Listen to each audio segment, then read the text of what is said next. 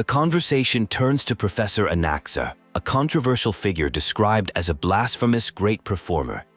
He teaches Introduction to Alchemy and History of Mythology, courses that terrify students. Despite being a Chrysos Heir who refuses to heed prophecy and disrespects the gods, Anaxa has earned a certain respect for his scholarly principles and resolve to stand against conventional wisdom. The dialogue grows tense as questions arise about plans for Anaxa.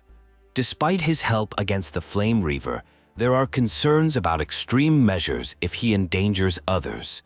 The Flame Chase journey is described as the destined path for Chrysos heirs.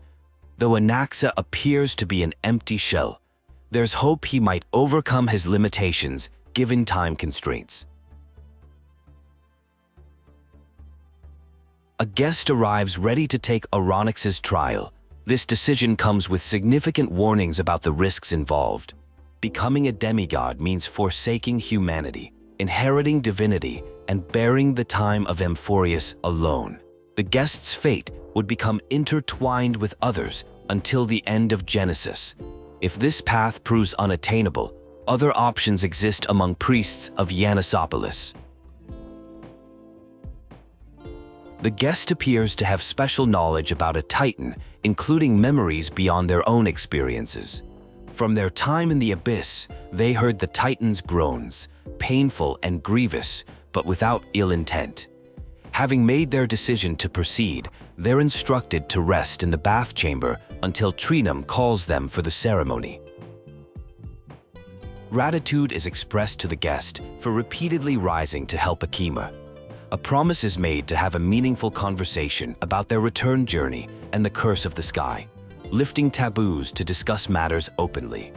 This conversation transitions to discussing a poetic allegory about a city called Styxia, where a dragon corrupted by the black tide swallowed a princess. The anthology was written by Archipia, a wandering bard who left behind poems, dictionaries, and tragicomedy scripts.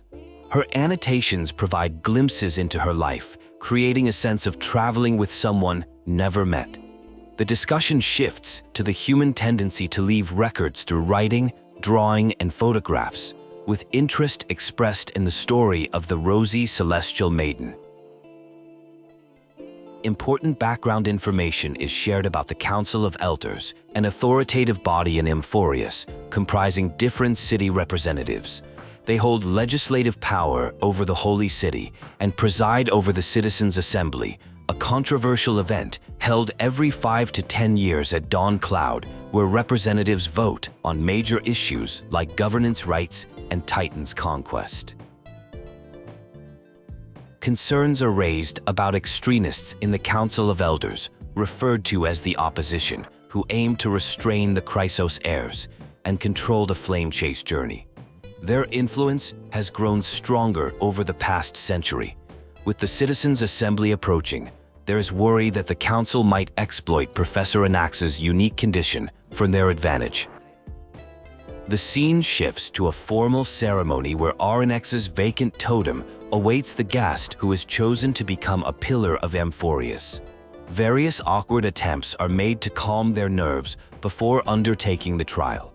Accepting a Titan's trial is described as a peculiar experience that can only be understood firsthand.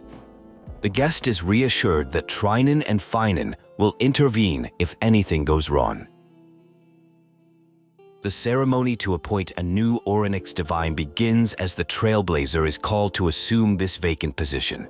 With Orinix's soul fading, the ceremony must be completed quickly. Two elected heroes of the Chrysos Heirs, a traveler described as upright and courageous, and a sacred beast that invokes miracles, are summoned to return the 8th core flame that once belonged to Oronix. While the traveler undergoes the trial, others discuss the situation. Alaya engages in conversation, noting how they were allowed to grow beyond expectations. The words of the Titan become clearer, revealing Ornyx's years of isolation after being robbed of their core flame by a figure in a black cloak.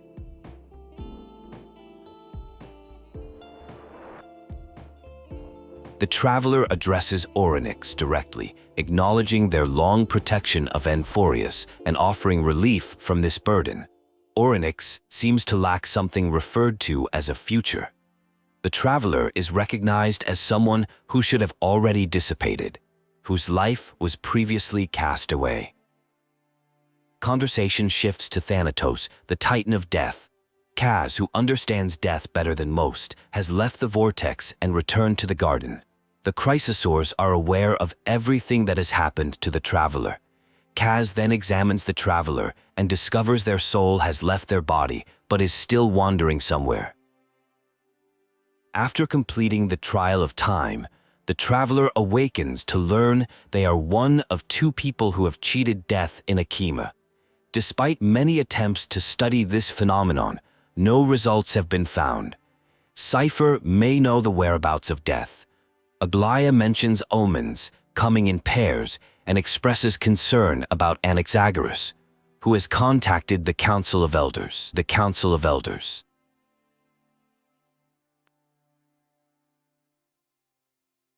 The traveler experiences a dream of a barren realm covered in silk-like fog where travelers leave tracks. After attempting to communicate with a silent traveler, they hear a massive shadow bringing the sound of rushing tides, and a voice asking if they yearn for death's embrace. Upon awakening, the traveler learns their consciousness is dissipating rapidly as the Titan's core flame is incompatible with a mortal body. They have approximately 15 more entry hours before complete dissipation. Anaxagoras reveals he was never loyal to Aglaia and considers his actions a lesson for his student Phaenon. Lycurgus, representing the Council of Elders in Akima, arrives as a Theros to protect citizens' rights to free expression. As an anti-Catharian who perceives the world through sound, he detects Aglaia listening to their conversation. Anaxagoras shows confidence that she cannot act against him with the citizens' assembly approaching, and follows Lygus to meet Lady Kynos. A philosophical discussion unfolds about whether Titans truly die. Unlike mortals, Titans exist on a grander scale of space and time, elongating their passage into death. The fall of Titans may be a misinterpretation born from mortal ignorance. Despite Kephali's prolonged silence since the era of Arasa, they might not have truly passed away. A conversation shifts to Dawncloud, a place of greater solemnity than the Memorial Palace. Only esteemed beings are permitted entry, including priests, scholars, warriors, and now a Titan.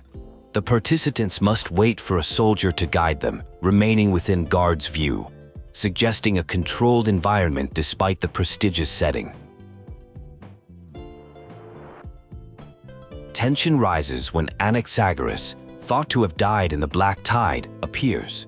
A priest confronts him disrespectfully, calling him a blasphemous heretic unworthy of respect. The exchange reveals power dynamics and religious intolerance, with the priest warning Anaxagoras to leave Dawncloud immediately. A student expresses relief at finding Professor Anaxa alive, contrary to reports of scholars perishing in the Black Tide. They discuss council politics, revealing how Kynos changed her position after the Crown Prince ascended to godhood and repelled the Black Tide. The immediate threat is now considered to be Aglaia and her followers. Attention turns to a mural possibly depicting Xerxes as a giant tree. The artistic representation shows wisdom as fruit, symbolizing knowledge shared equally among masses. The abstract portrayal prompts speculation about Titan appearance and identity, with one participant refusing to accept such an unappealing depiction. Personal memories emerge, revealing deeply emotional history. A doll resembling a family pet carries significant meaning as a gift from a sister. This triggers memories of the Black Tide catastrophe from childhood, showing how profound loss shaped the pursuit of alchemical knowledge despite its taboo nature.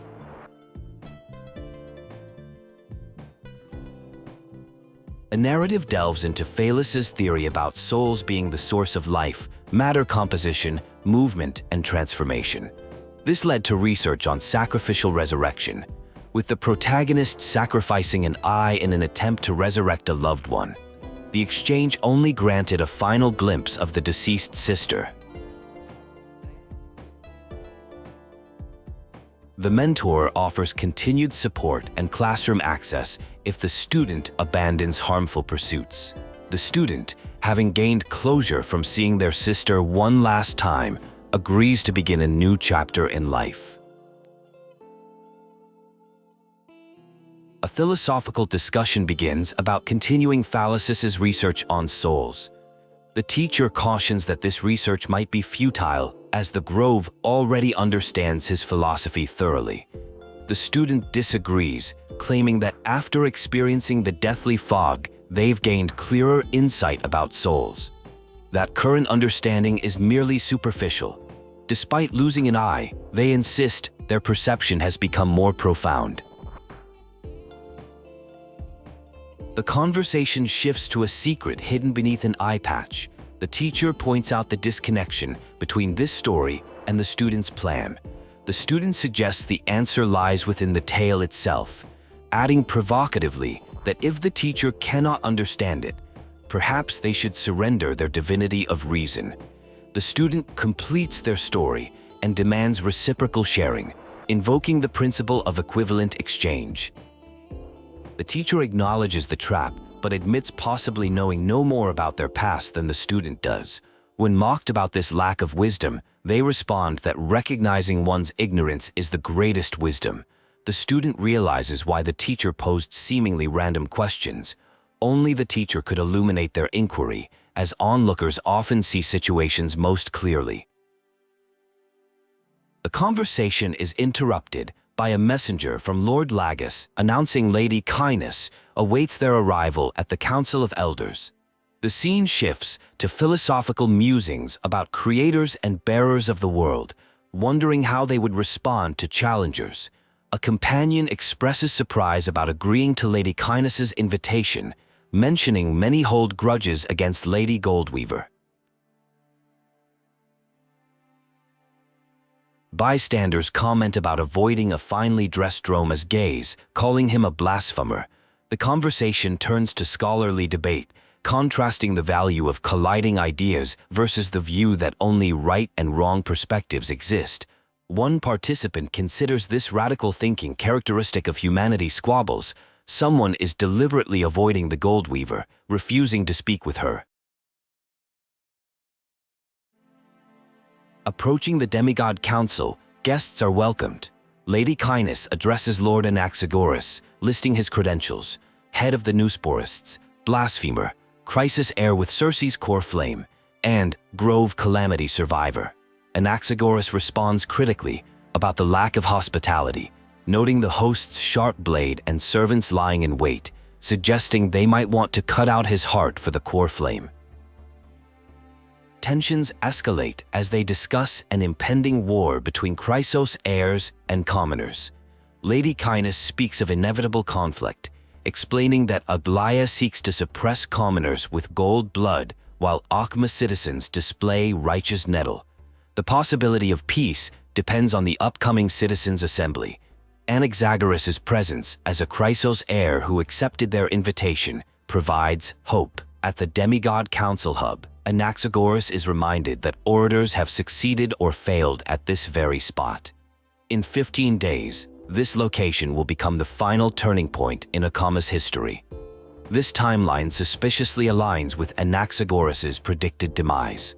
The discussion reveals Anaxagoras accepted the invitation to serve commoners alongside council elders, rejecting superficial formalities.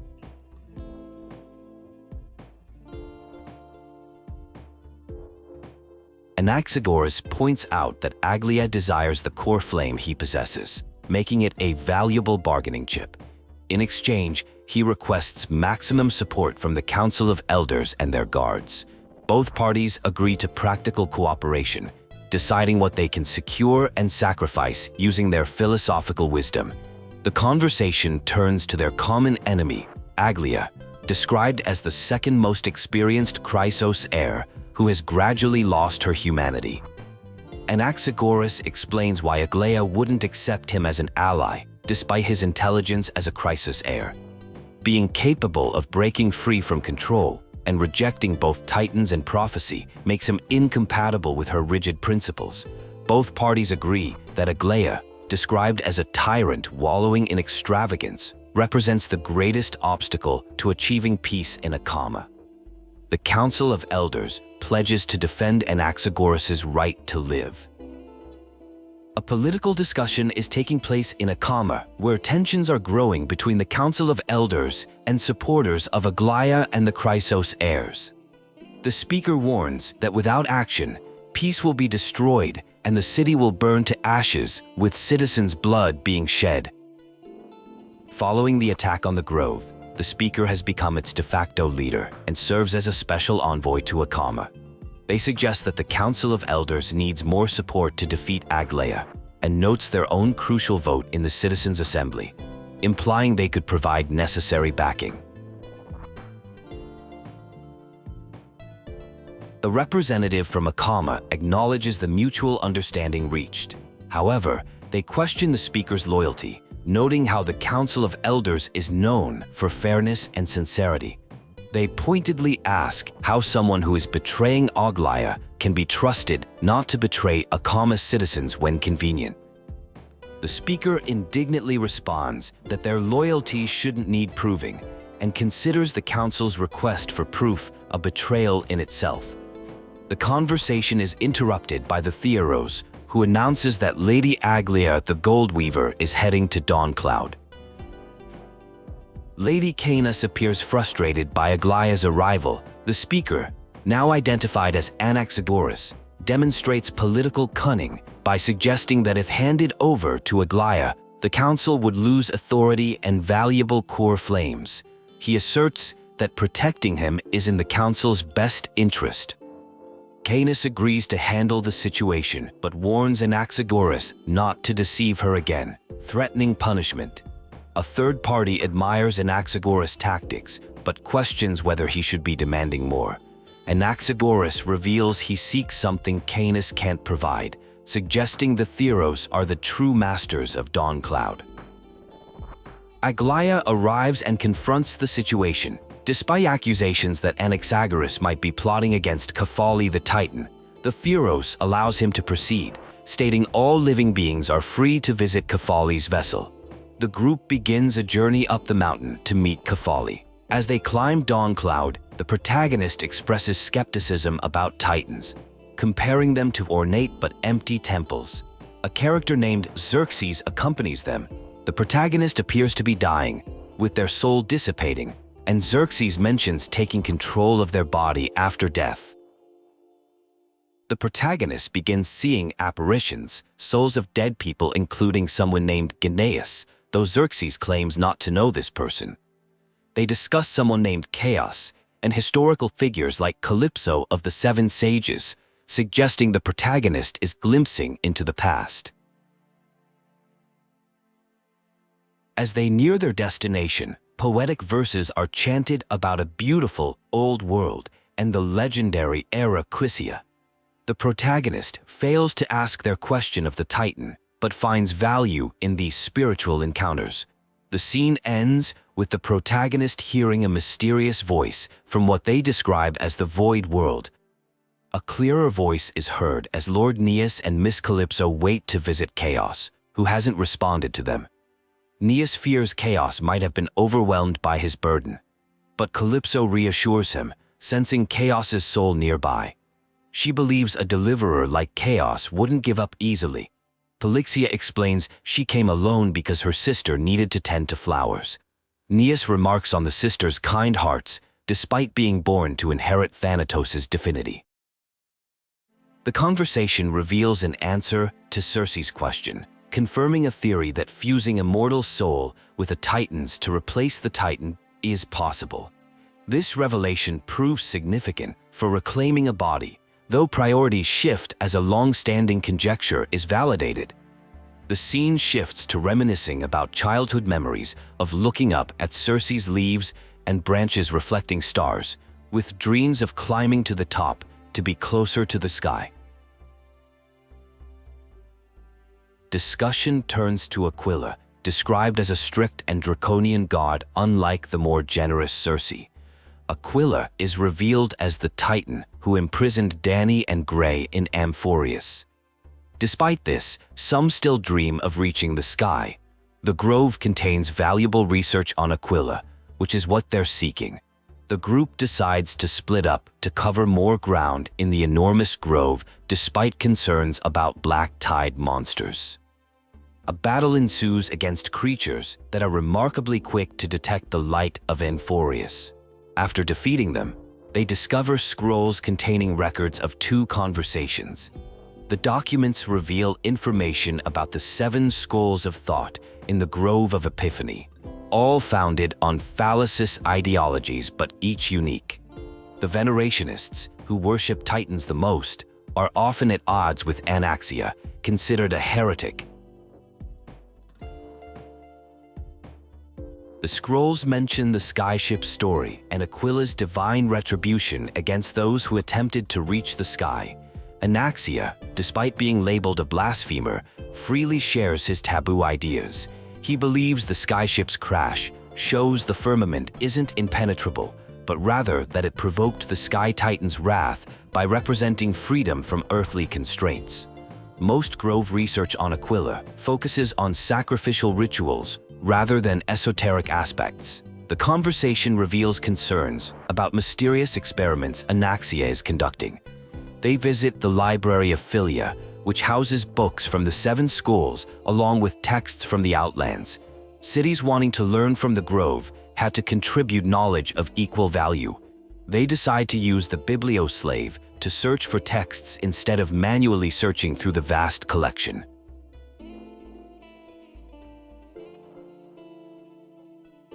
They discover writings criticizing Anaxia for undermining societal order through his disrespect for gods. Known as the Great Performer, Anaxia faced judgment for questioning whether Titans truly reflect what humans think gods should be. He argued humans could potentially take over Titan's divinity. He was also accused of defiling souls in his studies, with rumors that he used his own eye as an alchemical ingredient. Despite controversy, Anaxia was allowed to remain at the Grove, continuing his research while being regarded as a heretic. The discovery of complaint letters reminds them of Anaxia's hidden alchemy lab, a private sanctuary where sages conduct undisturbed research. With the Grove's current state, they decide to investigate the lab, finding it mostly empty except for an intact bookshelf containing research on friends in alchemy and someone present. The new sporists have developed powerful medicines capable of curing diseases. This explains why someone researched immortal Chrysos Heirs. However, the real objective appears to be identifying the origin and mechanics of golden blood rather than creating medicine, which raises concern. After examining notes, it's revealed that Anaxa was secretly conducting soul transmutation experiments, hidden from others. This research is considered true blasphemy compared to his public statements. When the black tide approached, the Grove planned to transport Circe's core flame to safety. What appeared as an accident, resulting in Anaxa's death, may have been intentional. Facing the impending threat, Anaxa likely attempted to transmute and fuse himself with the Titan's core flame. The unexpected reaction suggests Anaxa didn't anticipate Circe making a similar decision. The manuscripts containing alchemical formulas are missing, indicating ongoing research.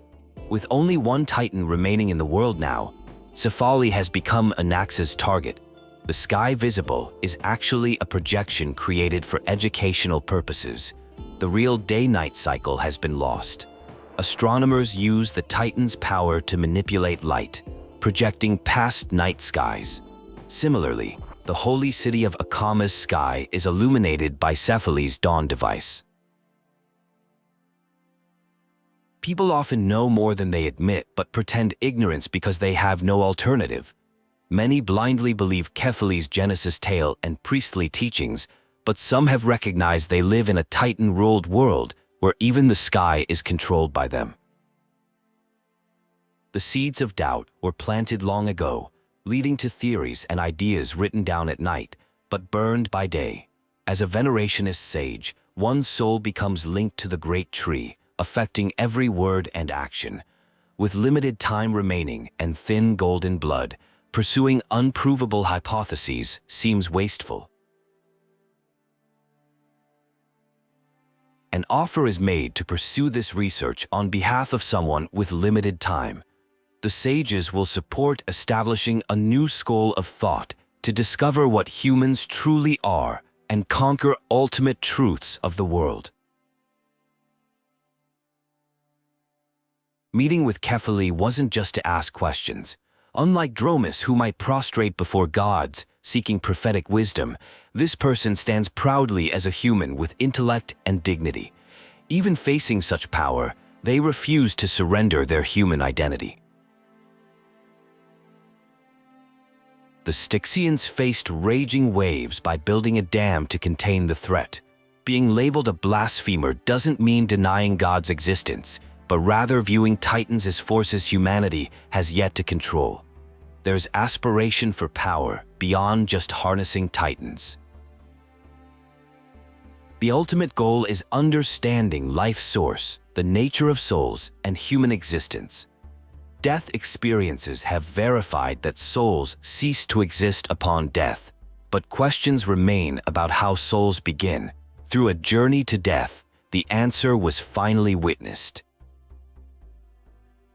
A meeting occurs where one participant's life hangs in balance.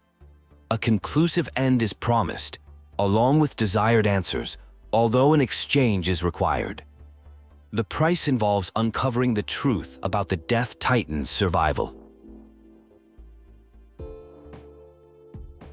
A discussion reveals that the Kremnoans were not actually killed at the Kremnos arena.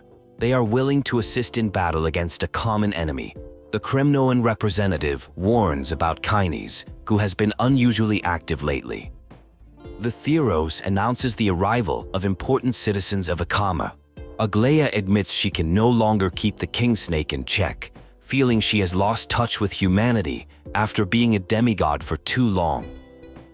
Aglaia asks Finan to step up while she retreats behind the scenes. She explains that the Council of Elders is using manipulation tactics. Aglaia praises Finan as a flawless Chrysos Heir who can relate to humans, and Finan promises to win the debate.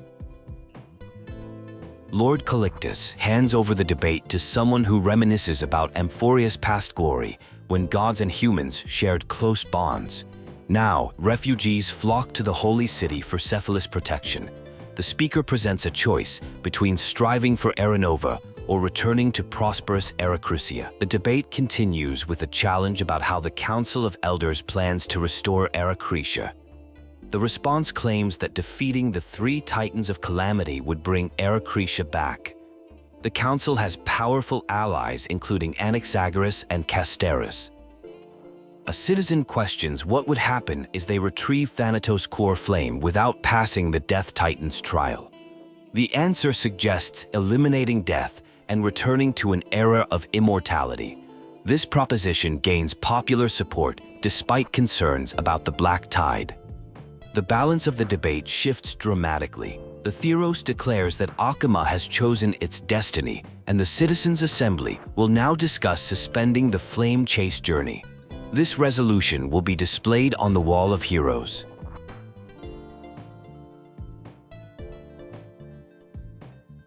Aglaia is taunted about becoming soft and less quick-witted, but she maintains that failure was never possible since the flame chase journey was preordained by prophecy. The opposing side suggests the Citizens' Assembly will determine the truth. Anaxa reveals he experienced death and is now a living dead man. He shares a tale about an ocean god seaside town ruled by a wise queen until a dragon attacked, devoured the princess, and was eventually subdued. A tale continues with a scholar suggesting the princess could be revived through alchemy using dragon bone and blood. Though reborn, the dragon's soul remained within her and caused devastation. The souls of victims formed a river that would not retreat. leading to the hometown falling into ruin. The tale is analyzed as possibly containing a tenuous analogy to alchemy. The moral might relate to equivalent exchange or honoring the dead. If life is priceless, there is hardly anything of equal weight to it.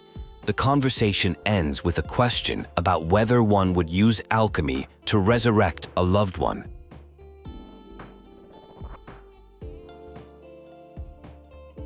A profound conversation unfolds about mortality and sacrifice. Someone expresses certainty that a cherished person will soon depart forever, and admits they would use great power to prevent this if possible.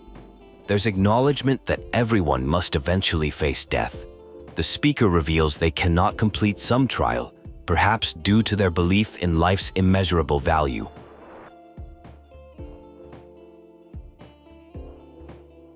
A cryptic prophecy states that through withering, the dead will sprout again and be reborn with the dead flame. The meaning seems tragically clear. Between two sisters, one must sacrifice her life to complete a trial. The prophecy may have specifically selected twins for this purpose, making their situation particularly cruel. One sister is prepared for self-sacrifice, while the other cannot bring themselves to the same decision. A mysterious observer recognizes familiar elements in the discussion as trials and prophecies, but cannot recall these people from historical epics.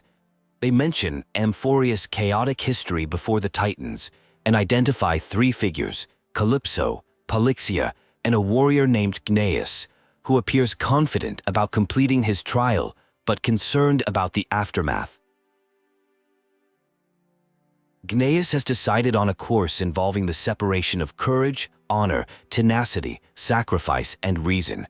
When questioned about sacrificing himself for a future he won't witness, he explains that the power within him is so intense he will eventually be consumed by it.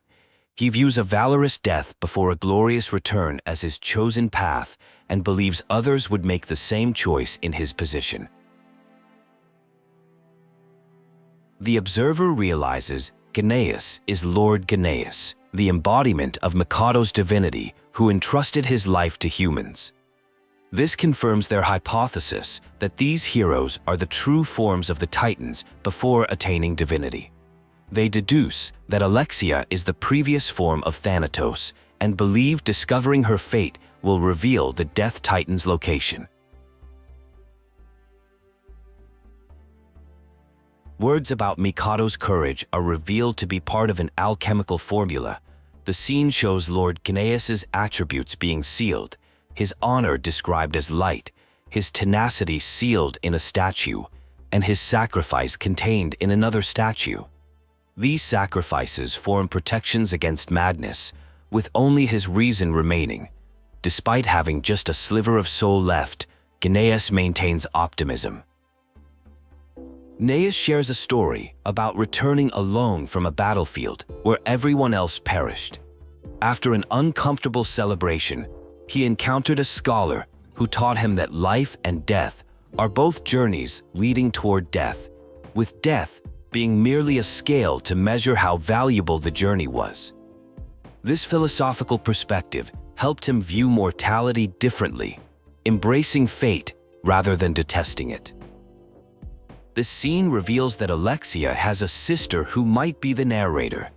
As they prepare to fulfill their promises according to prophecy, tension builds around their apparent mutual destruction. Alexia offers herself as death's sacrifice, claiming she was never long for this world. But her sister disagrees, saying her life wasn't wasted, but rather filled with beauty that Alexia had cultivated. The sister comforts Alexia, stating that regardless of how they were shaped by others or the world, their existence was predestined and cannot be erased. She promises to always remain by Alexia's side. There's discussion about using alchemy to resurrect loved ones, with the acknowledgement that death is inevitable, but the desire to use such power if it existed. One sister promises to plant the first bud in the prophesied new world on behalf of the other. She instructs her sister to return to their hometown, the ocean god's treasured pearl, while she opens the entrance to the Netherrealm to grant a second life. She warns her not to look back on the land of the dead and to march toward a new life, offering herself as payment for their equivalent exchange. The narrative shifts to someone explaining they've reached the end of their observations. They confirm that before the familiar titans were born, heroes followed a prophecy and took possession of divine authorities, eventually becoming the pantheon of a new world. This suggests Amphoreus's history is cyclical, with demigods bearing core flames, potentially becoming new titans at the world's end, shaping a new world in an era nova. A city called Styxia is mentioned, which matches a particular description, but its people worship Lugusa, not Thanatos. The city is now underwater ruins. The speaker gives someone the Philosopher's Stone, a new sporist masterpiece created by transmuting sages' wisdom, flesh, and blood into a single entity. They explain that alchemy involves conversion, tempering, and ascension, a process applicable to pursuing truth. The stone will lead to the recipient's real hometown, allowing them to reform the door to the Netherrealm and discover Thanatos' fate. When questioned about potential failure, the speaker confidently states they would admit failure, but believes their thinking won't fail, as they've planted seeds of doubt in people's hearts. With the assembly approaching, they remind Castorice of a promise made.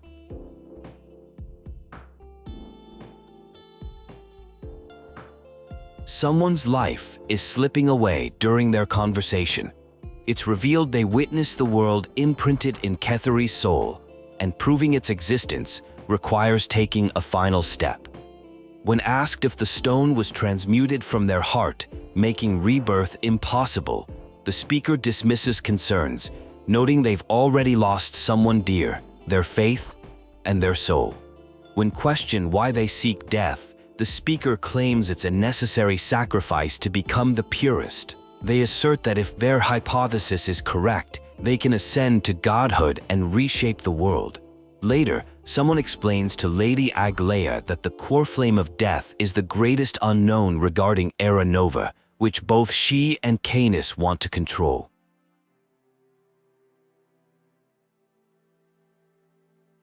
Professor Anaxa and Canis want to suspend the trial once Thanatos' core flame is reclaimed, hoping to eradicate death and bring peace to Akama. While this counters Lady Aglaia's wishes to usher in Era Nova and eradicate the Black Tide, someone must retrieve the core flame before negotiations can begin. The Titan could be near, and Mr. Soul needs to be brought back.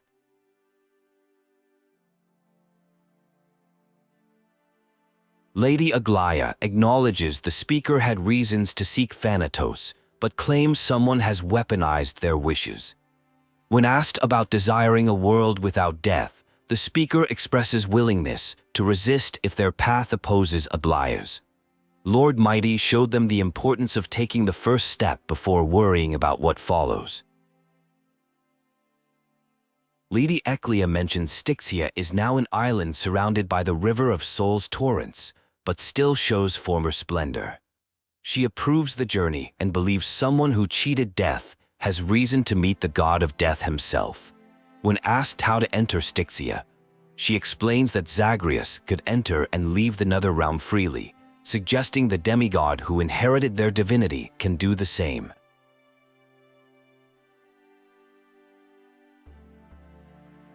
Someone borrowed books to solve a problem, feeling relieved at their discovery. Lady Trebe appears troubled, wanting to speak with Lady Trian before departing. Despite Styxia's former beauty, it's now the domain of the departed with unknown dangers. She doesn't want to leave with regrets. Someone notes her eyes are sparkling, unlike her past smiles that revealed inner troubles. Lady Trebe acknowledges that "see you tomorrow" may be a white lie.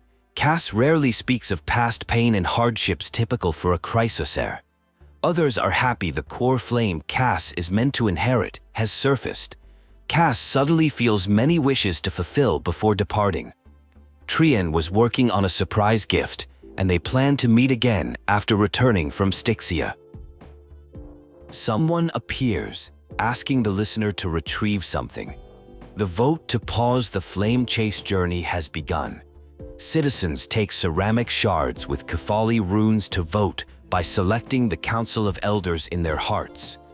Spectators argue passionately about the Black Tide, Arocrisia, and whether Titans are just or should relinquish power to demigods.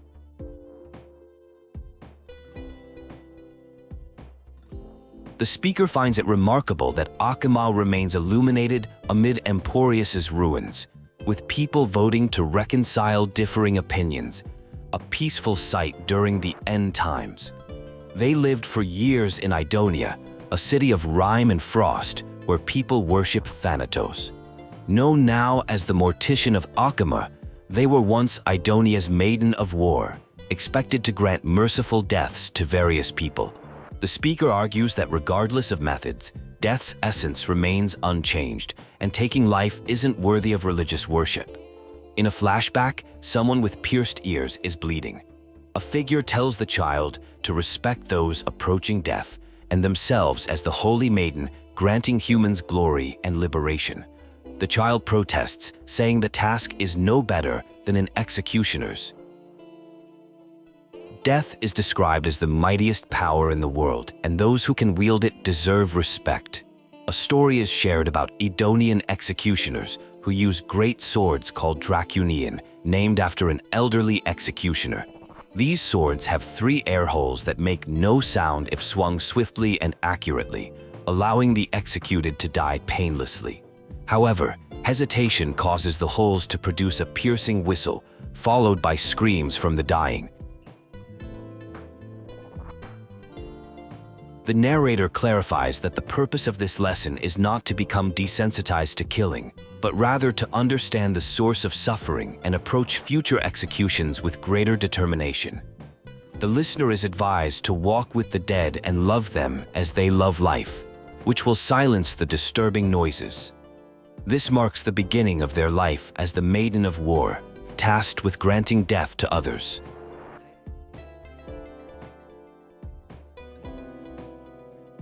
An elderly figure reveals they are ready to die, claiming to be already dead for having come to fear declining health and death. This person confesses to bringing the protagonist from the frosty plains and setting their fate in motion as the chief executioner of Idonia. Despite forcing the duty of execution upon the protagonist, who possesses the ability to end life with a touch, the elder acknowledges the protagonist never escapes because they understand the weight of life and death better than anyone. In Idonian belief, death is viewed as the inevitable destination all humans reach. They believe people should not resist death, but learn to face it, which allows one to live life fully. Even with a curse that allows ending lives with a touch, the elder believes the protagonist can live with dignity. The elder then asks the protagonist to demonstrate their resolve by touching them, ending the elder's life. The protagonist gently touches Elder Amunet, who dies with a gasp, wistful look, and slight tremor. After erecting a cenotaph in honor of the elder who had embodied Idonian beliefs about death, the protagonist continues searching for Thanatos. Along the journey, they encounter various perspectives on death. Some resist it, some worship it, some revere it. The protagonist wonders how a disappeared Titan became humanity's deepest fear. The narrative jumps to a later time when the protagonist speaks about Oryx's trial and confusion about someone from beyond the sky being dragged into Amphoris's fate. The protagonist reveals they cannot interact with living people normally, as their touch brings death. However, they discovered one person whose soul no longer belonged to this world, leaving nothing for the protagonist's hands to take, a revelation that brought both hope and despair. The protagonist has prepared a gift, wanting to leave something behind for everyone before embarking on the difficult journey to seek an audience with the Death Titan. However, the gift is stolen by Lady Cypher, a legendary demigod thief who leaves behind a coin and slate as her calling card. The protagonist recognizes this as Lady Cypher's work and decides to pursue her. After finding Lady Cypher, she reveals 3 things. The seamstress wants her to take the protagonist to Styxia to find the Death Titan. The Council of Elders wants the core flame of Thanatos, but she isn't interested in doing either. She warns them not to look for the Death Titan. The conversation turns to her wealth, which she claims comes from family fortune and her business as a dressmaster. She sees the protagonist as someone trying to escape their responsibilities and destiny according to a prophecy. A conversation takes place between 2 characters, where one asks the demigod of trickery for help. The demigod Cypher is hesitant and questions the sincerity of the request. The requester, Aglia, reveals they've lost Trian and need another demigod to escort Castorice to fulfill her wish. Cypher realizes this may lead to death and questions if Castorice truly wants this. Aglia confirms Castorice is determined to leave her past behind. Cypher proposes a bet to Aglia. If Castorice changes her mind about the journey, Aglia must give Cypher a room of treasures. If Cypher loses, they'll return the treasure plus another room full. They make a pact with these conditions. Cypher hopes to convince Castorice and another companion to abandon their quest to Styxia, offering to split treasures between them instead. Castorice rejects Cypher's offer of gold, explaining they must find the Death Titan. Cypher questions Castorice's devotion to her quest, suggesting she's never lived for her own pleasure. Cypher admits the journey to Styxia is extremely dangerous, even for demigods. Castorice offers a percentage of her savings to Cypher, who accepts this along with divine blood due, changing their meeting place to Akama's city gates. Cypher jokes about having to travel with Castorice without touching her. She explains that legends require placing an oval in the mouth of the dead to cross the River of Souls into the Netherrealm, offering to pay the fare herself. Before departing, Cypher advises Castorice to seize the moment and not just wait. When flipping the coin of whimsy, Cypher gains incredible speed for instant travel. The group reaches Styxia, the city of dragons and waves, where they believe Thanatos, the missing Death Titan, might be. Anaxa had used alchemy to fuse his soul with others, catching a glimpse of the River of Souls. Though Thanatos has been missing for millennia, they hope this connection might summon the Titan. With only limited information, they prepare to venture into the unknown. They encounter eulogistic butterflies, believed to be either manifestations of Thanatos' benevolence or messengers guiding the departed. These butterflies indicate they're approaching the realm of the dead. They witness what appear to be reflections in the River of Souls, though they seem unusually animated. Souls of deceased people who have conversations about various unfulfilled matters. They meet a dead soul selling fish who refuses to sell to living people, claiming they buy without paying. The group realizes these aren't illusions, but actual deceased souls stranded on the shoals of the River of Souls, unable to move forward. The fisherman mentions having seen other living people besides them, suggesting someone else has been interfering with these souls. Cypher reveals herself, admitting she stole things and told lies to give the stranded souls something to look forward to. The others criticize her actions, but Cypher defends herself, explaining these souls are denied entry to the Netherrealm and stuck reliving brief moments of their lives, unable to move forward or backward. She describes Styxia as a freaky place where souls have been trapped for ages. Lady Cypher returns despite her hatred of water, especially the River of Souls, to share important information. She reveals finding traces of Lord Mighty, the boy who defied death, somewhere along the river shoals. Upon delivering this information, she abruptly disappears, leaving the group to use this valuable intel. The companions believe Lord Mighty will serve as their signpost in the realm of the dead, since he differs from wandering souls and can find his way even here.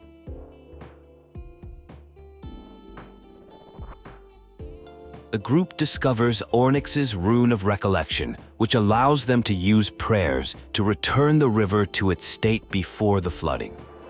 This creates a bubble-like space where the river parts, revealing paths that didn't exist in the present time. Despite this change, wandering souls of the deceased remain present, though communication with them requires returning to the present timeline first. The companions encounter a soul who mistakes them for foreign warriors mentioned by a queen. This soul speaks of an unprecedented campaign against an unknown threat from a forbidden land, the doorway between the netherworld and mortal realm. Most scouts sent there lost their souls and are decaying. The unprecedented calamity being faced appears to be death itself, suggesting these people lived in Anaxagoras before the calamity titans descended. The soul recounts how one surviving scout reported seeing a demonic dragon specter that devoured everything, introducing death to Styxia. The companions realize this matches a familiar fable. When they inform the soul that Styxia no longer exists, he cannot accept this reality and remains trapped in his pre-death memories. One of the companions introduces herself as the Maiden of War to ease his transition. A memory appears, showing a conversation between someone called the Holy Maiden from afar and another individual named Akima. The Holy Maiden, referred to as Chrysos Heir of Death and Castorice, agrees to subjugate the curse of death to Akima's will. This arrangement appears to be orchestrated by a council of elders to control something called the Flame Chase Journey. The memory appears significant to one companion who vows to repay the trust shown in it. The group encounters black tide monsters in the Netherrealm, which is unusual since even Thanatos wouldn't accept them into the realm. These monsters appear to be the handiwork of Lord Mighty, who continues fighting against the black tide even in death. The path ahead is repeatedly blocked by the River of Souls, requiring the group to use the miracle to travel between past and present. This demonstrates another aspect of a Titan's divine power, which reminds them of abilities Danhang or Lady Hyslins might have had if still alive. They encounter a scholar who knowingly leaped into the River of Souls, seeking death to escape a miserable life.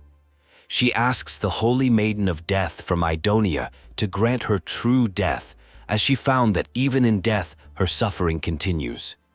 This encounter prompts reflection on how this power over death can be seen as both blessing and curse. The group meets a frightened soul guarding what was once the royal vault. He mentions encountering a warrior spirit whose blows packed a hefty punch, possibly Lord Mighty. When the companions mention seeking Thanatos, the soul doesn't recognize the name, suggesting he's from an era before death. He speaks instead of an evil dragon named Pollux, which has been defeated, but reveals a girl in the dragon's embrace is the true Reaper, taken to the castle by the queen.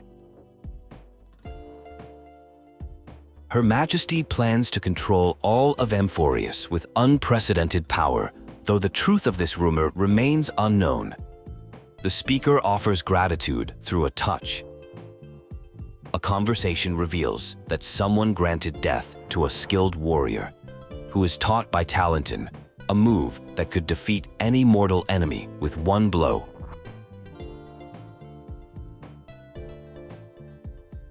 The warrior, similar to the speaker, could never be inferior in combat, making death the inevitable outcome of his strikes. He approached the speaker pleading to end this burden. The speaker feels lost after making peace with death so abruptly, having witnessed Idonia's people face death proudly.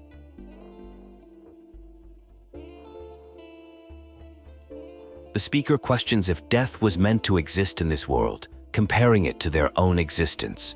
Someone offers to share a fairy tale from foreign lands told by the Queen of Styxia, revealing that Cass is the personification of death. Cass admits having no memories of Styxia, only remembering from when Amunet brought her to Idonia. a eulogistic butterfly appears, indicating proximity to the Netherrealm. The group encounters someone who mistakes them for scions of Styxia. This person introduces themselves as Pollux, a master of alchemy from the Age of Myth, who aims to restore death to the world by making Pollux soar again. Pollux explains that while the missing girl can grant death to mortals, Pollux makes it impossible for humans to truly die. The River of Souls, which deceased spirits should float down to reach the west winds, has been blocked by Pollux's fall. The alchemist needs one crucial ingredient to fix this: the girl who lives with death. Unable to complete the task, the alchemist asks the group to fulfill this undertaking. The story of Styxia unfolds. They sought divine death to escape fate, but encountered a monster, Pollux, who cut off the River of Souls, preventing spirits from reaching the Netherrealm. This destroyed Styxia, with only one child saved. This child, born within the dragon's abdomen, possessed the talent of death from birth, sent by gods as a chance for atonement. The Fagusa promised to care for her as a mother and protect her from death's evils. Before departing, she named the child after a transient butterfly, Papilio Castor, which became Castor's name. Suddenly, the Netherrealm's wrath falls upon them in the form of black-tide creatures. After tough battles, they encounter someone resisting death's temptation. The group invites Lord Mighty to travel with them to the matrix inside the tower to summon Thanatos and potentially end his immortality curse. Despite knowing she might be sacrificed, Cass decides to proceed, believing action is better than standing still. The group reaches an icy cold river of souls, using a miracle to cross. They approach the alchemical matrix behind a door, encountering a deceased friend, Lady Trian, who has been waiting for Cass.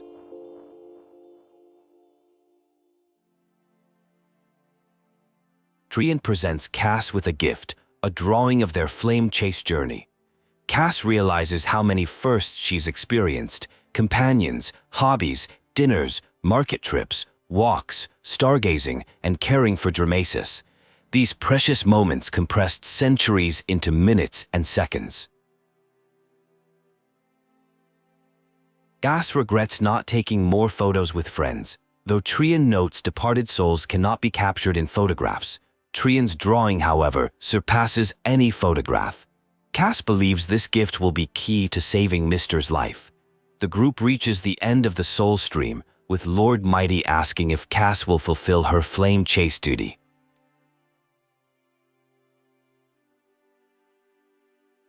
A dialogue ensues between two characters where one declares their determination to fight until death. Professor Anaxa has potentially discovered the principles of the Era Nova, suggesting they may be reincarnated as strife and death in the next cycle. Lord Mighty advises to control what is possible and resist fate with strong will when inevitable. The conversation reveals an alchemical matrix requiring elements from Aquila, Gyarios, Kefli, Fagusa, and Nestia. The speaker reveals they were one of the twins of death from Kefli's memory. They died during the trial of the Hand of Shadow, while their sister became the Titan Thanatos. Their sister used Titan authority to reforge their soul, but remained hidden. The Titans died early and now lie in the River of Souls, which can only be blocked by a divine corpse. They must awaken Pollux to retrieve the core flame of death.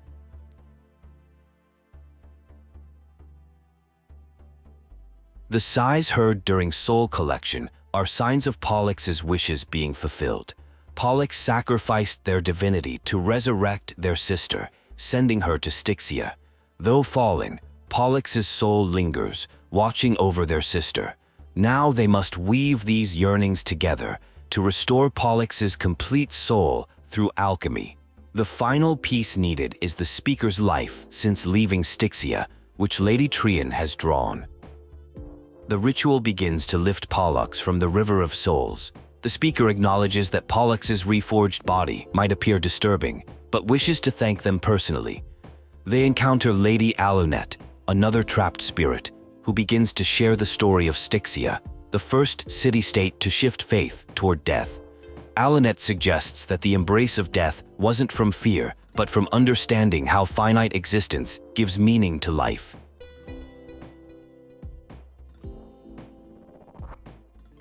The speaker realizes that limited lifespan shapes all human experiences and love. Without death, they wouldn't have been welcomed into Itonia or joined the flame chase journey. They thank their mother and prepare for the final miracle, calling upon the dead dragon's corpse. Later, they apologize for waking Pollux from ancient death, requesting to be carried across the Sea of Souls to where the core flame of death rests. The speaker promises to ask Thanatos for the Trailblazers' right to roam Earth again and asks someone named Mem to keep watch until their return. They discover the Netherrealm is truly a sea of flowers, as legends described. Meeting Thanatos, who was once known as Palloxia, they reveal they're there to reforge the order of life and death in Emporius. Thanatos begins telling the story of twin successors to the god of death, whose fate was cruel. Two siblings faced a sacred trial, requiring one to sacrifice themselves for the other to become the demigod of death. The sister voluntarily gave her life so her sibling could ascend. However, the surviving sibling couldn't accept this unfair fate and broke fundamental rules of life and death by shaping their sister's soul into the great dragon Pollux to return her to the mortal realm. Aging and death are unbreakable natural laws. When living beings die, their souls meet Thanatos, who determines their fate. If the Reaper raises their left hand, the soul is granted death and enters the Netherrealm awaiting reincarnation. If they raise their right hand, the soul returns to the mortal realm. This is why the Hand of Shadow can only judge, not embrace others. Death was originally a pair of hands that split when they reached the mortal realm. One half represented life, an undying human who grants death, becoming a curse forced upon one sibling. The other half represented death, shouldering the fate of defying death, dying upon entering the living world. This broke the cycle of life and death, leaving souls stranded in an ever-rising river of the dead. The siblings' lives mirrored each other like a pair of hands. Though they walked different paths, they experienced the same pain and arrived at the same destination. The curse of granting death to humanity transformed one into a stranger with heavy responsibilities. Yet through this burden, they came to understand their emotions, purpose, and the meaning of their existence. A sea of flowers blooms on dead land, sown with seeds of their separation and watered with tears of loneliness. Death can only create flowers from blood and tears, not living beings. Thanatos cannot determine a person's remaining days because mortality shouldn't be dictated by another's will. No single being can bear the scales of life and death alone. They weigh equally heavy.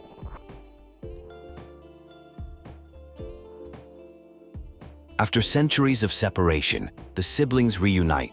One had waited in a lonely wasteland, watching desperate spirits be denied passage. Hoping yet fearing to see the other again, the solution becomes clear. Humanity needs its cycle of life and death restored. Thanatos was meant to be held by two hands, not to pick favorite souls, but to watch over life. As foretold, Thanatos' authority is destined for one person. Unlike before, both siblings are now prepared for the trial. One must grant the other the embrace of death to light the spark of life. This will allow the River of Souls to return to the Netherrealm and rain down upon Earth, restoring the cycle of life and death.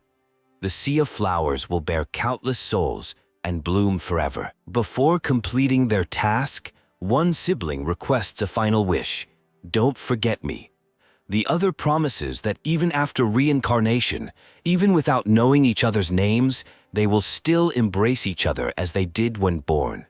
With this promise, stagnant life will flow again, completing their journey and restoring balance to the world. A profound conversation unfolds between a mentor and student before an important speech. The professor challenges the student to shift perspective, from questioning whether Aglaia should entrust the world to them, to instead asking what they should do to keep the world on the right path. The mentor reminds the student that such existential questions are for Aglaia herself to answer. Phanon of Ides, known as a poor worker for Aglaia, is introduced as the final speaker at the assembly. Audience members express doubt and skepticism about his ability to represent the flame chase journey and stand against Kanos. The crowd appears uneasy about this unexpected representative taking such a crucial speaking role. Phanon addresses the citizens of Akema, acknowledging their fears about the conflict between Chrysos Heirs and the Council of Elders. He urges them to look beyond immediate concerns to see the true crisis threatening them all. He shares the tragic story of his hometown, Aedes Elysiae, which was destroyed by the Black Tide. The speaker recounts the devastating day the Black Tide attacked his village.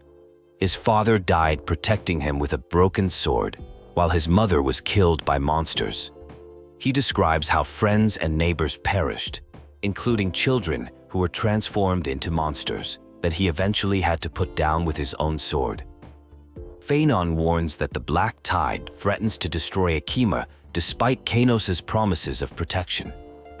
He reveals that the Flame Reaver has returned and seeks the core flames of the gods.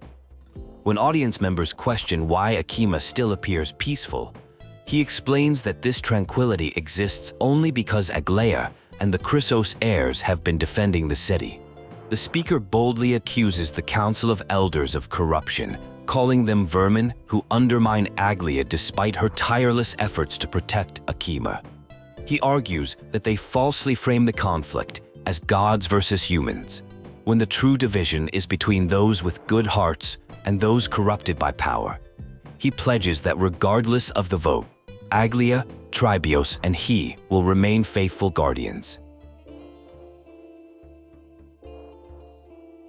A vote results in perfect balance between factions. Professor Anaxagoras must cast the deciding vote. Before voting, he asks Aglaia if she will respect the assembly's decision regardless of outcome. She declines to make promises that might influence his decision.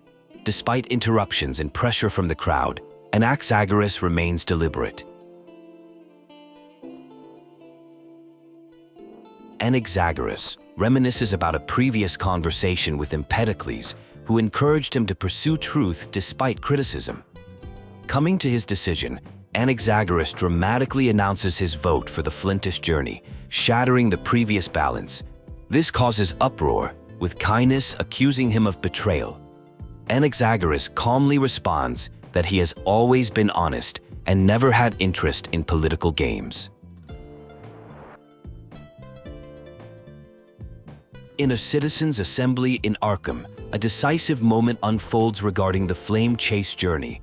Lord Lycus acknowledges the assembly's resolution to continue this journey, which is to be documented on the Wall of Heroes.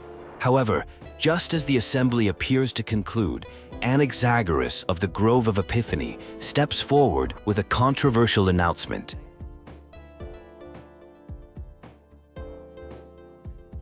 Anaxagoras challenges the assembly's decision, questioning whether anyone truly believes Aranova will deliver the promised fairy tale ending free of calamity. When no one, including Phanon and Aglaia, dares to swear by this outcome, Anaxagoras makes an astonishing declaration that he alone can promise this new world. Anaxagoras declares that everything about the flame chase journey is true. He claims Phanon is the prophesied demigod who will succeed Kephali and reforge everyone in the new world. He further states that core flame-bearing titans were yesterday's Chrysos heirs, while today's Chrysos heirs will become tomorrow's titans.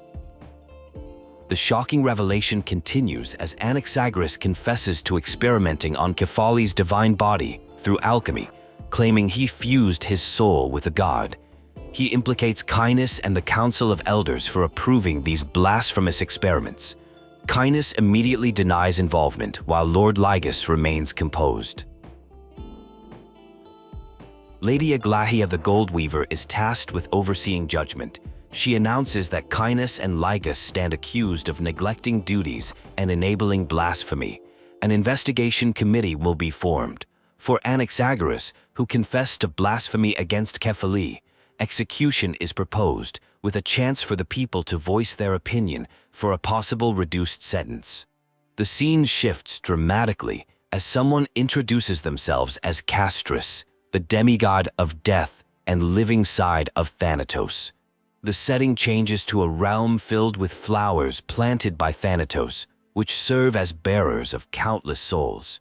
Castorice explains the cycle of reincarnation and prepares to return someone to the realm of the living.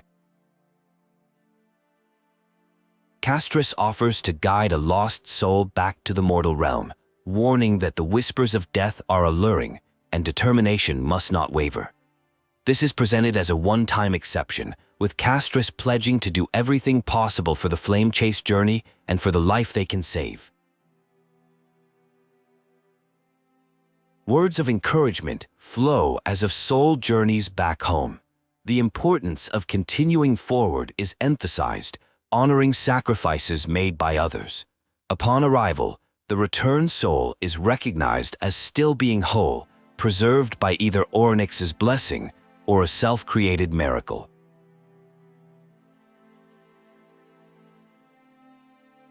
The sensation of becoming a demigod is described as wondrous, like a river of souls flowing through one's spirit. A prophecy is recalled about souls warming by fingertips before eternal separation. The speaker, now a demigod, promises to give this prophecy a beautiful new meaning in the emerging world. Poignant farewell occurs as someone departs for the land of sorrows, promising to transform the nether realm into a gentle resting place. The narrative then shifts to a confrontation where past performances and power dynamics are discussed. The closing words reference someone who is burned to ash over 1,000 years, with only one capable of unleashing fire against a final great enemy. Aquila and Aglaia reach a moment of understanding after years of conflict. They resonate with each other's core flame, acknowledging their shared pain and sacrifice. Though both continuing forward as empty shells, they found common ground in their belief in Fanon as the prophesied leader. Despite ideological differences, they agree he understands people's hearts and is a superior leader who can fulfill their mission, even with his elaborate sense of style. Upon the hero's return, they note Castorice's absence. She helped prove Aquila's theory and fulfill their mission. Though unable to change her fate, she wrote her final verse herself. The Trailblazer is asked to surrender the flame, being qualified for this noble task as the only life Castorice ever took in her 1,000 years of existence. The prophecy is recited, speaking of gods returning, the hand of shadow remembering their past, and the traveler reborn among mortals becoming the everlasting night. Together with the Trailblazer from beyond the sky, they surrender the core flame and carve a constellation for death and life into the heavens. A divine echo appears, seemingly Castorice attending her own trial. Professor Anaxagoras prepares for execution, maintaining confidence in creating a new world. When questioned about losing past memories upon becoming a Titan, he believes his brilliant mind will find a way to retrieve them. He explains that Chrysos Heirs are future Titans, representing the essence of the world. Their souls contain records of memories that grow and scatter into countless hearts.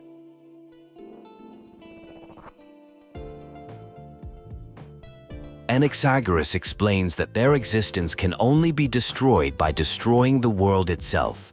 Someone with perfect memory, the child of Kephali, the world-bearing Titan, will carry everything forward. After bidding farewell, a Titan confirms Anaxagoras has overcome the trial of reason and offers a prophecy about transcending purity to return to hardship. They ponder whose memories the first new spore sprouted from. The scene shifts to March 7th, who appears alive but unwell, resembling her condition when first rescued by the Express. Speculation arises that her memories have been hijacked. Someone explains that losing the ability to remember transforms a person into nothingness, with everything interpretable through memories, past as memoria, future as potential memoria, while the present doesn't truly exist.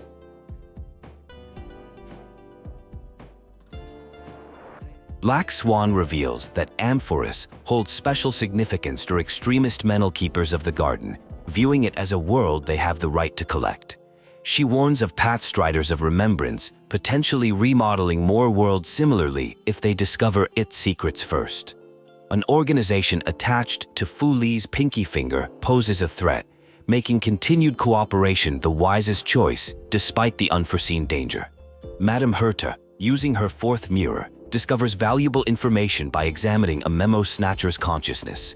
She finds references to Amphorus, the Eternal Land, the Rejected Land, and the Garden of Recollection's private collection.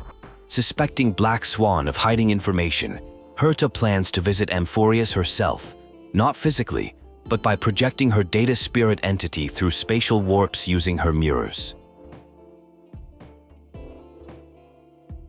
A collaborative technology session is taking place on the Astral Express, which can serve as a signal station despite being outside the IPC network. Madame Herta prepares to use mirror technology for a special operation, requesting astral chart coordinates to begin the work. A companion expresses gratitude to Madame Herta, acknowledging her importance to the Astral Express and promising future repayment. The companion admires Herta's ability to maintain a relaxed demeanor despite being an outstanding scholar, though Herta privately finds these comments somewhat snarky. Herta directs 3 mirrors for different tasks. The first handles spatial warp coordinates, the second manages thought refraction at maximum power, and the third generates a data spirit entity. Herta decides to use her own appearance since no one at the destination would recognize her.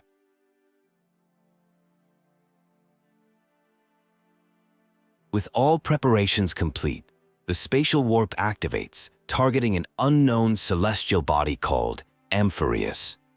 The journey proves turbulent due to the high power levels, but Herta successfully arrives at what appears to be the entrance to Amphorus, encountering a strange, moving statue. A mysterious entity identifies itself as Lycurgus Ligus and refuses Herta entry to Amphorus. Ligus claims to be a watcher with limited authority to share information, but confirms that this is indeed the entrance to Amphorus, insisting that Herta should turn back. Herta refuses to leave, challenging Ligus to convince her. Ligus presents 3 logical arguments. First, Amphorus is completely isolated and only Ligus can grant entry. Second, any hostility would result in mutual destruction, as Ligus has also basked in the gaze of the erudition.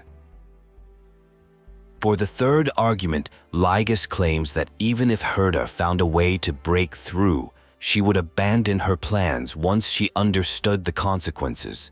When pressed, Ligus reveals these consequences involve the third path connected to Amphorus, the destruction. Ligus delivers a final warning that persisting would break the shackles of the Lord Ravager, whose fury would then engulf the cosmos. This cryptic threat suggests catastrophic consequences should Herta continue her attempts to access the mysterious Amphorus.